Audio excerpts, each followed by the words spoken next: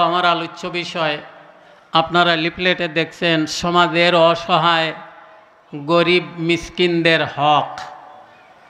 29 পারার সূরা মাআরিজের 24-25 নম্বর 2 আয়াত, সংক্ষিপ্ত আয়াত আমাকে দেওয়া হয়েছে, যেখানে আল্লাহ তাআলা বলেন যে যারা হইছে সাইল অথবা বঞ্চিত, গরিব, অসহায়, দুঃখী, এদের হক রয়ে গেছে যারা মালদার তাদের কাছে।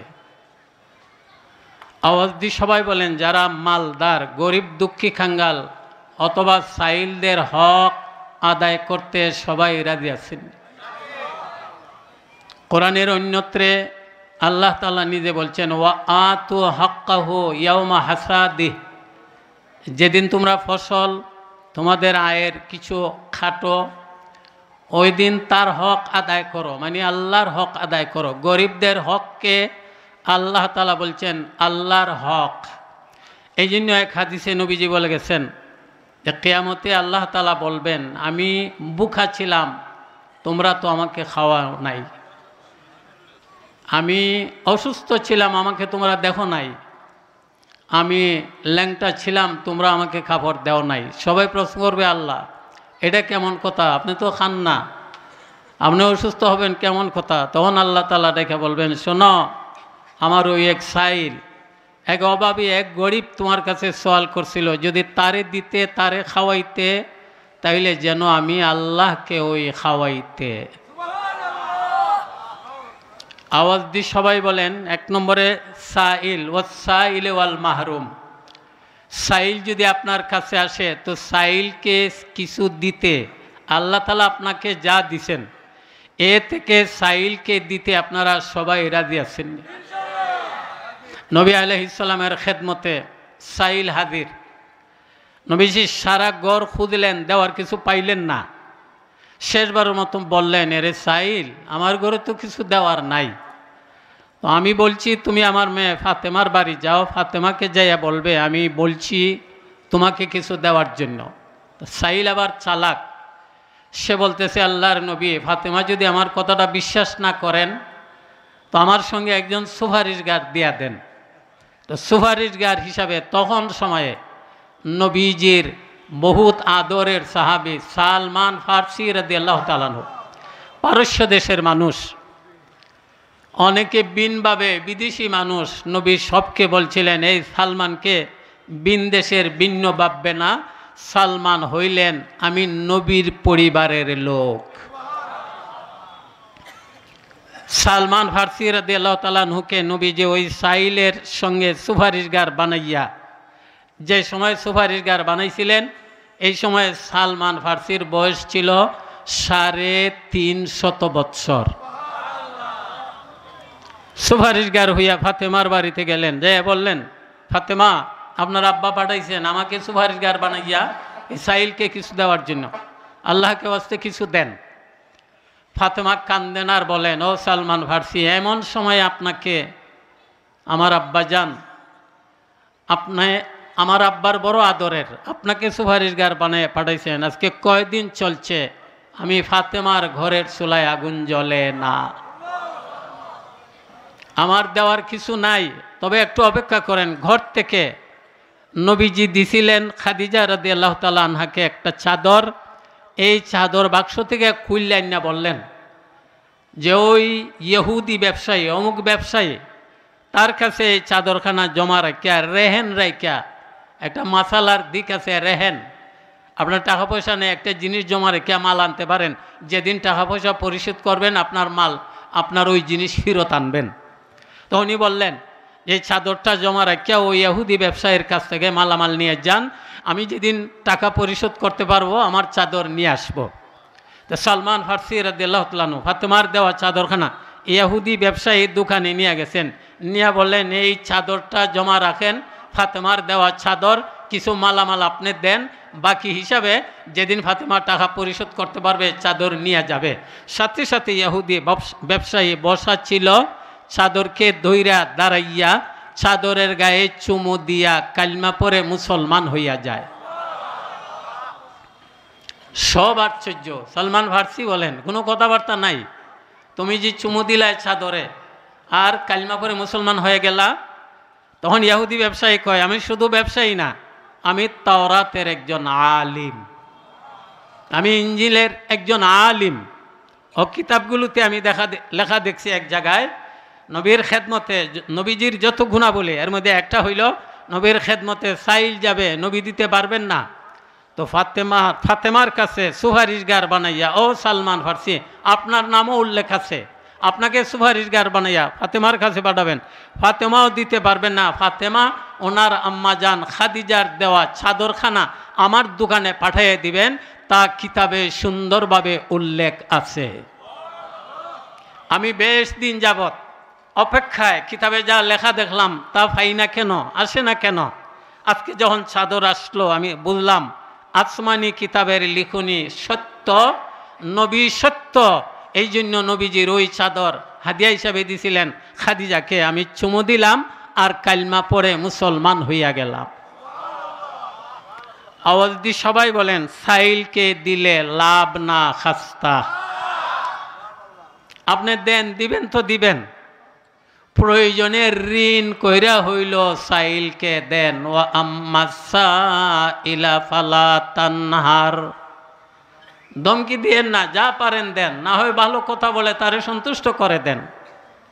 শেখ আহমদ হাজরাবিয়া রহমতুল্লাহ আলাইহি মানুষদের দিতে দিতে দিতে দিতে 400 স্বর্ণ মুদ্রা ঋণী হয়ে গেছেন। জীবনের শেষ বয়সে মরণাপন্ন, মারাই যাবেন, পাওনাদাররা ভাবতেছে যে উনি মারা যাবেন, সর্বনাশ হবে, আমাদের পাওনা তো গায়েব হয়ে যাবে, চলো যাই পাওনা আদায়ের জন্য। যাই বলতেছেন, হজরত আল্লাহর ওলি, হজরত আমাদের পাওনা দেয়া দেন। উনি বলেন, কোত্থেকে দেই, নাই তো কিছু। এরা আদিবাদী কথা বলা শুরু করছে। শেখ আহমদ হাজরাবিয়া খাদিমকে বলেন, এর খাদিম কে জানি হাঁক দিছে, একটা ছেলে আসছে, সে ওই হালুয়া বিক্রি করবে। তো খাদিমকে বলতেছেন, এরারে অন্যমনস্ক করার জন্য ওই খাদিম থেকে হালুয়া খরিদ করে আনো, বাকি আল্লাহ চাইলে পরে আমি টাকা দিব, তার কাছে খরিদ করে আনো। খরিদ করে আনা হইল। যারা পাওনাদার সবরে বললেন, নেন আপনাদের সামনে নাস্তা রাখা হইল, নাস্তা খান। এরা মনে মনে ভাবতেছে, নাস্তা খাওয়া হইয়া মনে হয় আমাদের পাওনা আদায় করবেন। এইবারে দেখা যায় পাওনার কোনো ব্যবস্থা নাই। ওই ছেলেটা বলতেছে যে হালুয়া বিক্রেতা, যে হযরত আমার পাওনা দেন, অর্ধেক স্বর্ণ মুদ্রা তার দাম, আমার পাওনা দেন। উনি বলেন, কই থেকে দেই, দেখো এত সব পাওনাদার আমার কাছে হাজির, তোমার পাওনা আবার কই থেকে দেই। ছেলেটা খান্দা শুরু করে দিছে। উনি পেরেশান, উনি চক্ষু বন্ধ, মোরাকাবায় আছেন, আল্লাহওয়ালাদের মোরাকাবা। শেখ আহমদ ফরিদুদ্দিন, শেখ ফরিদুদ্দিন শুকুরগুঞ্জি রহমতুল্লাহ আলাইহি। শুকুরগুঞ্জি কেমনে হইলেন? রাস্তা দ্বারা নদী পথে নৌকা বুঝাই চিনির বস্তা নিয়ে যাইতেছে এক লোক ব্যবসায়ী, আরক ব্যবসায়ীকে চিনির বস্তাগুলো জমা দিবে। শেখ ফরিদুদ্দিন শুকুরগুঞ্জি নাম পড়ে নাই। উনি জিজ্ঞেস করতেছেন, এ মাদি ভাই, তোমার নৌকায় কি? মনে মনে ভাবতেছে, যদি চিনি বলিতে বলবেন এক বস্তা দেয়া যাও, নইলে কয়েক কেজি দিয়া যাও। তো বলতেছে, এটা লবণের বস্তা। তো আল্লাহর ওলি ফরিদুদ্দিন রহমতুল্লাহ আল্লাহ বললেন, লবণ?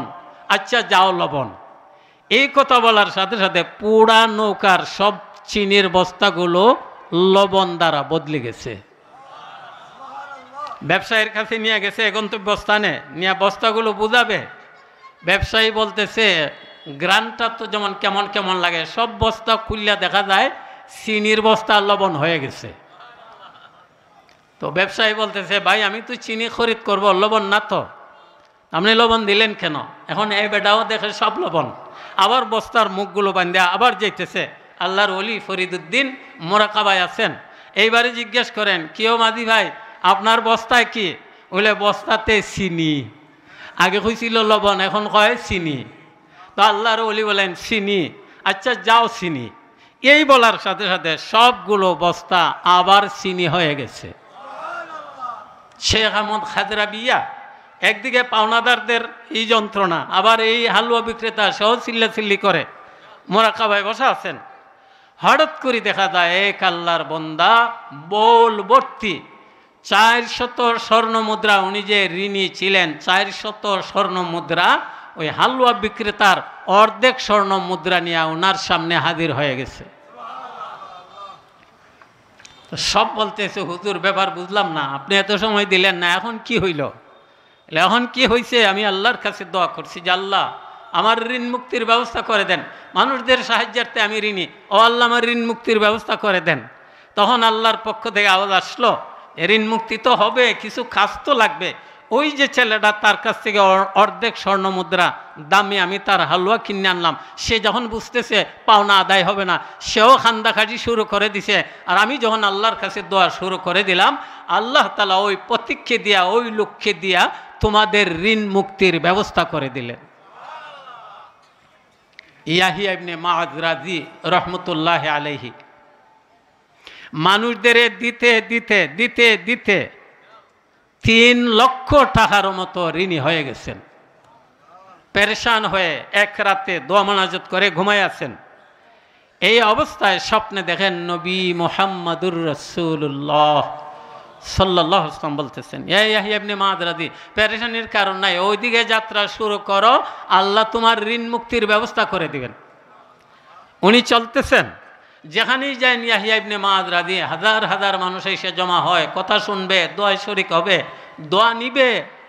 ওনার মনে কেউ তো ঋণ মুক্তি দেয় না। চলতেছেন, চলতে চলতে বিনদেশে চলে গেছেন। ওই দেশে যাওয়ার পরও হাজার হাজার মানুষ জমায়েত হয়েছে, হুজুর আপনি আসছেন, আমাদের জন্য দোয়া করেন, আমাদের ওয়াজ নসিহত করেন। এর মধ্যে ওই দেশের রাজকন্যা লোক পাঠাই দিছে, ইয়াহিয়া ইবনে মাআদ রাজিকে দাওয়াত দিয়া আমাদের বাড়িতে নিয়ে আসো। রাজ পরিবারের পক্ষ থেকেই বলতেছে, হযরত দাওয়াত, চলেন রাজ পরিবারে যাইতে হবে। তো মনে মনে ভাবতেছেন, আচ্ছা যাই দেখি। যাওয়ার পরে রাজকন্যা ওনার নাস্তার খানা দানার ব্যবস্থা দিয়ে জিজ্ঞেস করে, আপনি কত টাকা ঋণী? তো উনিও সুজা বলে দিয়েছেন, আমি 3 লক্ষ টাকা ঋণী। মেয়েটা ওনার সামনে আইনা দিছে 4 লক্ষ টাকা। তো উনি বললেন, মাগো আমি 3 লক্ষ টাকা ঋণী, 4 লক্ষ কেন দিলা? বলে, আপনি প্রথমে বললেন, এদিকে আসলেন কেন? আমি কেন দিলাম পরে বলবো। বলে, আমি আসছি, আমি যখন পেরেশান হয়ে ঘুমাইলাম, স্বপ্নে দেখলাম নবী আলাইহিস সালাম আমাকে বলতেছেন, এদিকে যাও, আল্লাহ তোমার ঋণ মুক্তির ব্যবস্থা করে দিবেন। তা আমি নবীর ইঙ্গিত ইশারায়, স্বপ্নে নবীর ইঙ্গিত ইশারায় তোমার দিকে আসলাম, এই জন্য আমি এইদিকে আসছি। মেয়েটা কয়, আপনি যে রাতে নবীজিকে স্বপ্নে দেখছেন, এই রাতে আমিও নবীজিকে স্বপ্নে দেখছি। নবী যেমন আপনাকে বলছেন এদিকে আসার জন্য, নবী আমাকেও বলছেন, এ রাজকন্যা, আমার ইয়াহিয়া ইবনে মাআদ রাজি গরিব দুঃখী কাঙ্গালদের দিতে যাইয়া ঋণী হয়ে গেছে, তার ঋণ মুক্তির ব্যবস্থা করে দাও, না হয় কিয়ামতে আমি নবীর সুপারিশ পাইবা না। ইয়াহিয়া ইবনে মাআদ রাজি বলেন, আমি 3 লক্ষ টাকা ঋণী, 3 লক্ষ দাও, 4 লক্ষ খেনে, 1 লক্ষ বেশি খেনে। মেয়েটা জবাবে কয়, এই ইয়াহিয়া ইবনে মাআদ রাজি, আপনার ওসিলায় আমি যে নবীজিকে স্বপ্নে দেখলাম, এর শুকরিয়া তান 1 লক্ষ টাকা বেশি দিলাম। তা দেহান্দাত যায় দরদারুস সালাম বা ফকিরা অরুদ সব মি দেহতো আম। আওয়াজ দি সবাই বলেন, গরিব দুঃখী কাঙ্গালদের, সাইলদের দিতে সবাই রাজি আছেন? দেন আপনি, অনেক সাইল আসবে আপনার কাছে সওয়াল করবে, অনেক সাইল আসবে না, সবুরই এখতিয়ার করবে, আপনি তারও দেন, খুঁজা খুঁজা তাদেরও দেন। আব্দুল্লাহ ইবনে জাফর রাদিয়াল্লাহু তাআলা আনহু, জাফর রাদিয়াল্লাহু তাআলা আনহুর ছেলে, মুতা যুদ্ধের শহীদ 2 নম্বর সেনাপতি জাফর রাদিয়াল্লাহু তাআলা আনহু, ওনার ছেলে আব্দুল্লাহ ইবনে জাফর রাদিয়াল্লাহু তাআলা আনহু রাস্তা দ্বারা রওনা দিছেন। হঠাৎ দেখেন এক বাগানের পাহারাদার নিজও খায়, কুকুরকেও খাওয়ায়। তো উনি বললেন, ব্যাপার বুঝলাম না, তুমিও খাও, নিয়মিত তোমার খানা আছে, তুমি খাও, আবার কুকুরও দাও। বলতেছে আব্দুল্লাহ ইবনে জাফর, শুধু আজকে আপনি নতুন দেখছেন, বেশ দিন যাবৎ কুকুরটা আমার এখানে, তাই আমি যেমন খাই তারও খাওয়াই, তারও হক আছে আমার কাছে, না হয় কুকুর। আশ্চর্য হইলেন তিনি। শেষবারের মতো খবর নিয়া মালিককে খুঁজা বাহির কইরা, যে লোকটা পাহারাদার এমন নিজেও খায় কুকুরকেও খাওয়ায়, এর চেয়ে দানশীল আর কেউ হইতে পারে না। মালিককে খুঁজা বাহির করিয়া মালিক কাছ থেকে বাগানও খরিদ করলেন, আবার ওই গুলামরও খরিদ করিয়া আব্দুল্লাহ ইবনে জাফর বললেন, নেরে গুলাম, বাগানও তোমাকে হাদিয়া হিসাবে দান করলাম, আর তোমাকে আমি খরিদ করছি, তোমাকে আল্লাহর ওয়াস্তে আজাদ করে দিলাম। আমরা কোথায়? আর আমাদের আকাবিরিন আসলাফ তাদের আমল কি ছিল?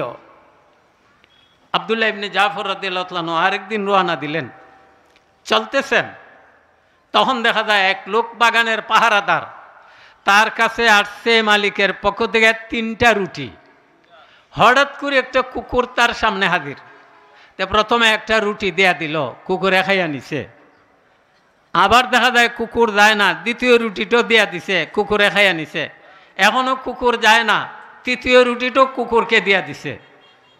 তা আব্দুল্লাহ ইবনে জাফর রাদিয়াল্লাহু তাআলা আনহু বললেন, ব্যাপার বুঝলাম না, কয়টা রুটি তোমার কাছে রোজানা নাস্তা হিসাবে আসে? 3টা। তা তুমি যে একটা একটা করে 3টাই দিয়া দিলে। তখন ওই পাহারাদার বলে, আব্দুল্লাহ ইবনে জাফর, কোনোদিন আমার কাছে কুকুর আসে না, আজকে যখন আসছে আমি বুঝলাম আল্লাহর পক্ষের কোনো মেহমান, এই হিসাবে আমি তারে দিয়া দিছি। আব্দুল্লাহ ইবনে জাফর বলেন, আরে পাহারাদার, তুমি তো আমার চেয়ে আরো দামি। মানুষ কয় আমি দানশীল, তুমি তো আরো বড় দানশীল। 3টা রুটি তারে দেয়া দিলে। ওই আব্দুল্লাহ ইবনে জাফর মালিককে খুঁজা বাহির কইরা, মালিক দেখা যায় উসমান রাদিয়াল্লাহু তাআলা আনহুর বংশধর, যাইয়া বাহির করে বললেন, গোলামকে আমার কাছে বিক্রি করে নাও, বাগানটা আমার কাছে বিক্রি করে নাও। উসমান রাদিয়াল্লাহু আনহুর বংশধর বললেন, না, এই বাগান আমাদের বড় মায়ার, এই বাগান বিক্রি করা যায় না। বলে, না, বিক্রি করতে হবে। এই গোলামটা আমার কাছে বিক্রি করে নাও। বলে, না, হইতে পারে না, বেশ দিন যাবৎ সে আমাদের গোলাম, তার প্রতি আমাদের বড় মায়া, আমি কখনো আমরা তোমার কাছে বিক্রি করতে পারি না। উনি বললেন, না, বিক্রি করতেই হবে। বারবার বলার পরে তারা বাগানও ওনার কাছে বেচলো। আব্দুল্লাহ ইবনে জাফর কত বড় লোক, বাগানও বেচলো, এইভাবে গোলামরাও বিক্রি করে নিল। সাথে সাথে উনি যে গোলামকে বললেন, আমি তোমাকেও খরিদ করে নিছি, আমি তোমাকেও আল্লাহর জন্য আজাদ করলাম, বাগানটাও খরিদ করে নিছি, এটা তোমাকে হাদিয়া হিসাবে দান করলাম। গোলাম করছে কি, উসমান রাদিয়াল্লাহু আনহু বংশধর এদের কাছে যাইয়া বলে, আপনারা কি বাগান আমাকেও বিক্রি করছেন, বাগানও বিক্রি করছেন? বলে, হ্যাঁ। বলে, নেন, উনি তো আমাকে বাগানও হাদিয়া হিসেবে দিছেন, আমারও আজাদ করে নিছেন, আমারে যে বাগানটা নিছেন এই বাগানটা আমি আবার আপনাদের ওয়াপস দিলাম। এরা শুধু দিতে জানে। আওয়াজ দি সবাই বলেন, এইভাবে আল্লাহর ওয়াস্তে, আল্লাহকে ওয়াস্তে দিতে সবাই রাজি আছেন? সময় একবারে অল্প, টুকটাক কথা বলছি। এক সময়ে নবী আলাইহিস সালামের 2 নাতি হাসান হুসাইন রাদিয়াল্লাহু তাআলা আনহুমা, তাদের এক সাথী ওই আব্দুল্লাহ ইবনে জাফর রাদিয়াল্লাহু তাআলা আনহু মদিনা শরীফ থেকে হজের উদ্দেশ্যে মক্কা শরীফের দিকে রওনা দিছেন। প্রতিমধ্যে তাদের জরুরত পেশ আসছে, দেখলেন একটা রাস্তার কিনারে তাঁবু আছে, ওখানে যাইয়া জিজ্ঞাসাবাদ করলেন। দেখা যায় এক গরিব পরিবার বসবাস করে, পুরুষ মহিলা, পুরুষ আবার বাড়িতে না। তো মহিলা জিজ্ঞেস করতেছে, আপনারা কারা? বলে, আমরা নবীর 2 নাতি হাসান হুসাইন আর আমাদের এক সাথী। মেয়েটা তাদের এই অবস্থা দেখে ভাবতেছে ওরা বুকা। একটা বকরি ছিল, বকরিটারে দহন কইরা বলতেছে, তোমরা দুধ পান কইরা নাও। দুধ পান করলেন তারা। এরপরে মহিলা মনে মনে ভাবতেছে যে না, তাদের তো পুরা পেটের বুক দূর হয় নাই, বকরিটারে জবাই করে চামড়া চাইলা গুস্ত বানাইয়া তরকারি পাক করে এই 3 জনের মেহমানদারি কইরা নিল। স্বামী সন্ধ্যাবাদে বাড়িতে আসছে, আইসা জিজ্ঞেস করে, বকরি কোথায়? বলে, নবীর 2 নাতি তাদের সাথী আসছিল, আমি তাদের দুধ পান করাইছি, বকরিটারও জবাই করে খাওয়াই নিছি। স্বামী চিন্তার কারণ নাই, অবশ্যই আল্লাহ তাআলা এর বদলা আমাদের দান করবেন। আর স্বামীও বলতেছে, এরাই ছিল না আর কেউ না, চেহারায় প্রমাণ করে তারাই, চিন্তার কারণ নাই। এরা তো গরিব, বিক মাংতে মাংতে মদিনায় মুনওয়ারায় চলে গেছে।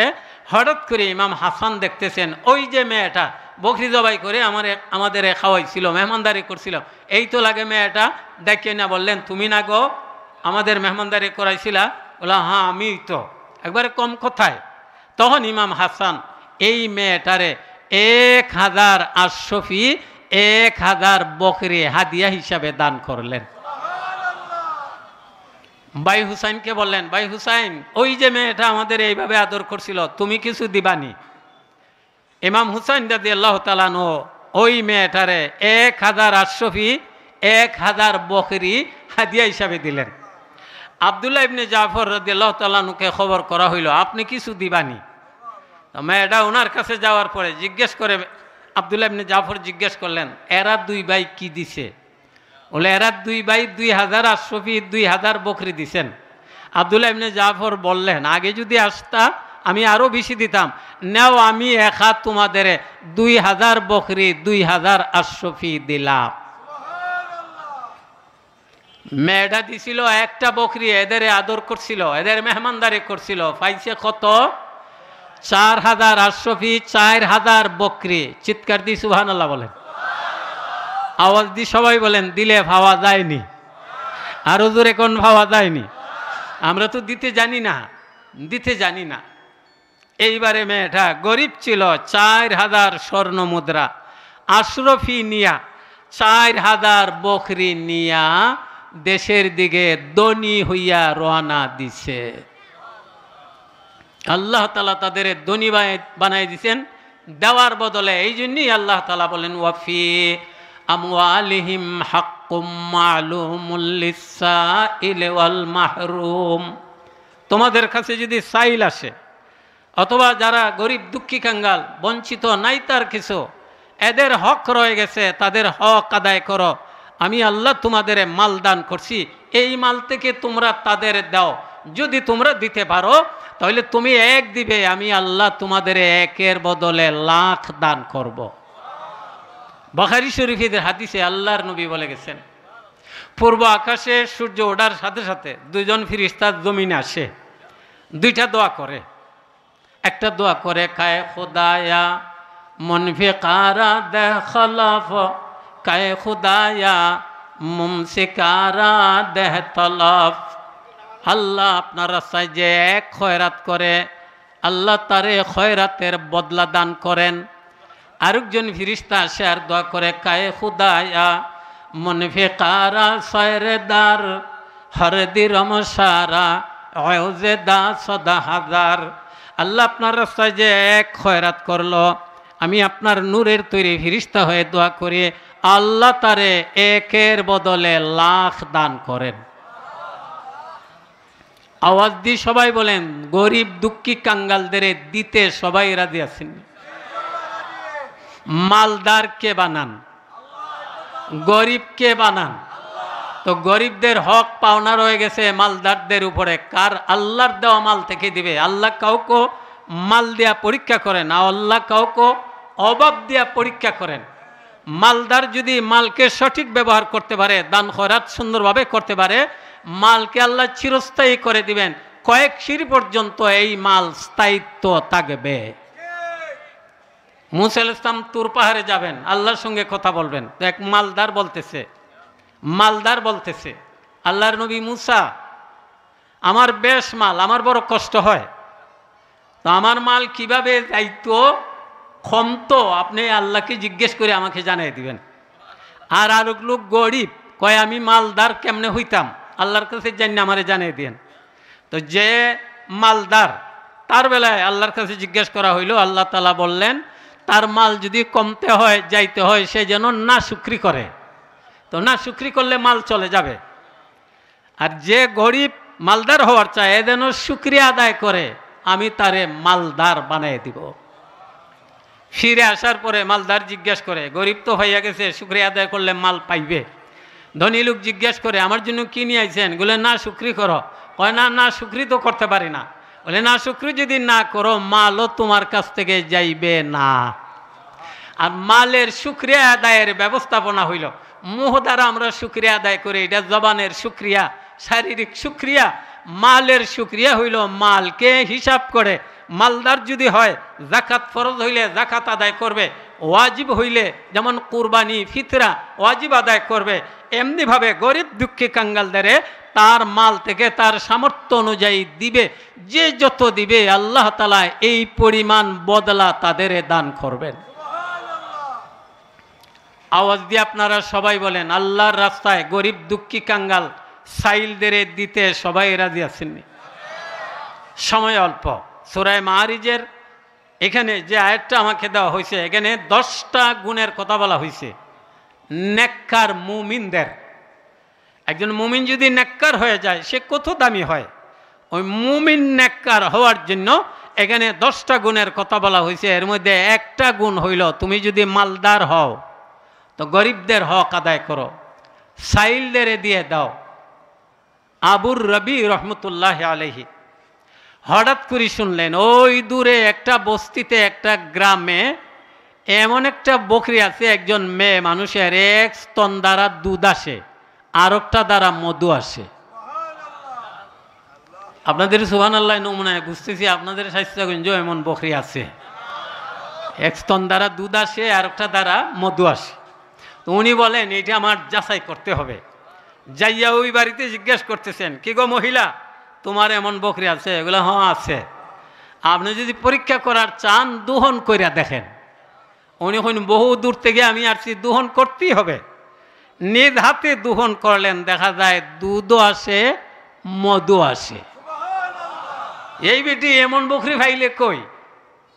বলে ঈদ আসছে, কুরবানি দিব, আমরা গরিব, কুরবানি দেওয়া আমাদের উপর ওয়াজিব না, ছেলে মেয়েরাও নিষেধ করে, কুরবানি দেওয়ার দরকার নাই। পরে মেহমান আসছে, মেহমানদের তো মেহমানদারি না কইরা চলে না।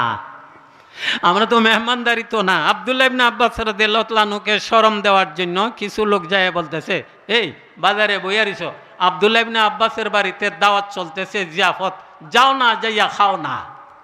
শত শত মানুষ জমা হয়ে গেছে, দাওয়াত খাইতো, জিয়াফত খাইতো। আব্দুল্লাহ ইবনে আব্বাস পেরেশান হয়েছেন, কি ব্যাপার রে? পরে জানলেন এই ঘটনা। তো যারা বাবুর্চি কর্মচারী এরারে বললেন, এই খানাদানার আয়োজন করতে পারবা? এগুলো হুজুর, আপনি যদি তারা নিয়ে কিছু ওয়াজ নসিহত করেন, একটু সময় দিলে আমরা তৈয়ার করে নিতে পারবো। একটু সময় তারা পাইছে, তৈয়ার করে নিছে। সবরে সুন্দরভাবে দাওয়াত খাওয়াইয়া বললেন, এই মিয়ারা শুনে রাখো, প্রতিদিন সকালের দাওয়াত আমার বাড়িতে তোমাদের রইয়া গেল। হেরা চাইছিল সময় দিত, শরম দিত, এখন দেখা যায় প্রতিদিন উনি দাওয়াতের ব্যবস্থা দিয়া দিলেন। বাবুর্চিদেরকে বললেন, প্রতিদিন তোমরা তাদের এইভাবে দাওয়াত খাওয়াইবে, আল্লাহর কাছে আমরা পুরা বদলা পাইয়া যাব। এবেটি বকরি ভাইলে কেমনে? বলে মেহমান আসছে, মেহমানদের খাওয়াইতে হবে। আমরা স্বামী স্ত্রীর পরামর্শ করলাম, ছেলে মেয়েদের আপত্তি থাকবে, আপনি বাড়ির দেয়ালের বাহিরে নিয়া বকরিটারে জবাই কইরা চামড়া ছাইল্লা গোস্ত বানাই দিবেন, আমি পাক কইরা মেহমানদের খাওয়াই নিব। স্বামী বাহিরে নিয়ে গেছে, জবাই করবে, চামড়া ছালবে, গোস্ত বানাবে। মেয়ে বলতেছে, হঠাৎ দেখি আমাদের ঘরের দুয়ারের সামনে দিয়া অবিকুল ওই ধরনের একটা বকরি দৌড়াদৌড়ি করে। আমি পেরেশান হয়ে গেলাম, এই বকরি স্বামী নিয়ে গেছেন জবাই করার জন্য, এটা আসলো কিভাবে রে? আমার সন্দেহ হইল কি ব্যাপার। আমি একটু উঁচু হইয়া দেখলাম স্বামী বকরিটারে জবাই কইরা চামড়া ছাইল্লা গোস্ত বানাইতেছেন। তখন আমি বুঝলাম ওই যে মেহমানদের মেহমানদারি করব বলে আল্লাহ তাআলা এর ভালো বদলা আমাদের দান করছেন। আগের বকরি দিত খালি দুধ, এখনের বকরি দুধও দেয়, মধুও দেয়। আওয়াজ দি সবাই বলেন, গরিব দুঃখী কাঙ্গালদের দিতে রাজি আছেন?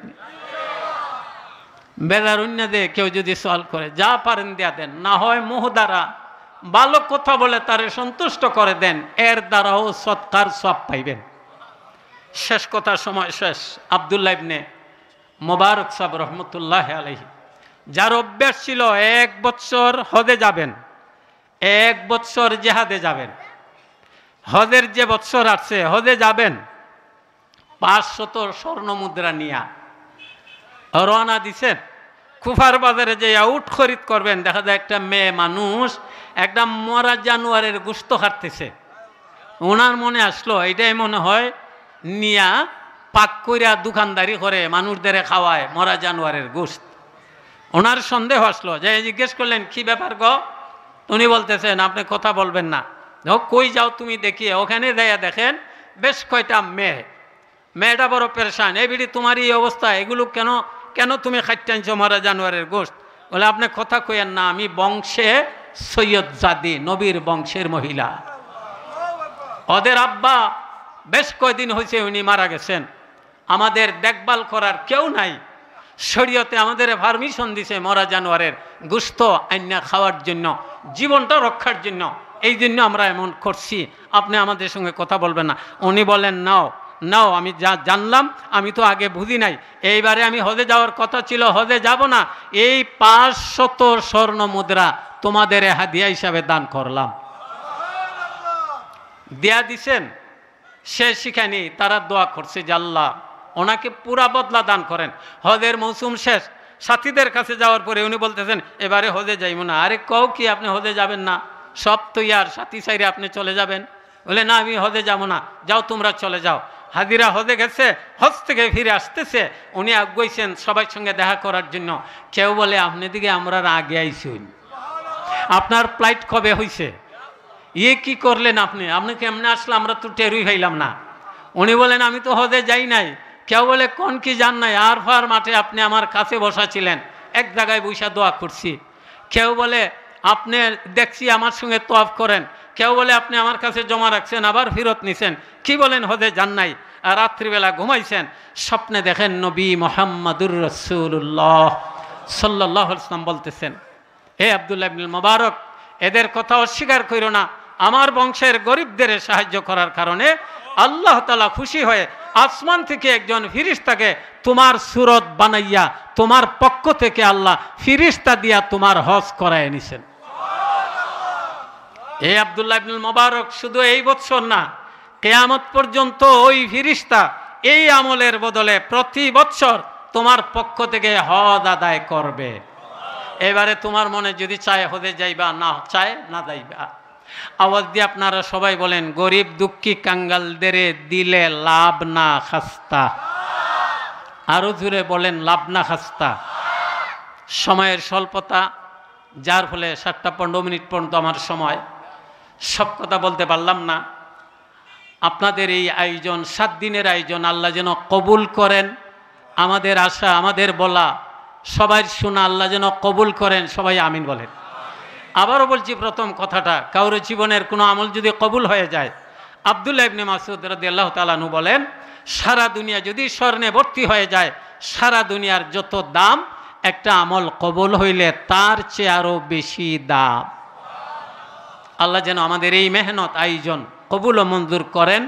সকলকে ধন্যবাদ দিয়ে আজকের মতো আমার কথা এখানে শেষ করলাম। ওয়া আখিরু দাওয়ানা আলহামদুলিল্লাহি রাব্বিল আলামিন। সুবহানা রাব্বিকা রাব্বিল ইজ্জাতি আম্মা ইয়াসিফুন ওয়া সালামুন আলাল মুরসালিন আলহামদুলিল্লাহি রাব্বিল আলামিন। আসসালামু আলাইকুম ওয়া রাহমাতুল্লাহি ওয়া বারাকাতুহু।